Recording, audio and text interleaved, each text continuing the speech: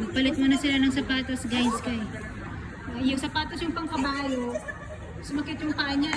Kasi sapatos yung pangkabayo. Palit na naman sila pang sports. Hindi pa naman ako ng box ng vintage. Ikaw, mag-ano naman ako. Pang jogging naman muna yung isa. Pang sports. Nandun na sa kanya yung isang pang kabayo. Kasi may pagpatagtag yan. Ito walang Ayan. Ganito po dito guys, sa Hong Kong, kailangan meron ka pong kapaa. Ayan. Is ganda. Tiis ganda. Ano, nasaan na yung kabayo? Asan ang kabayo mo?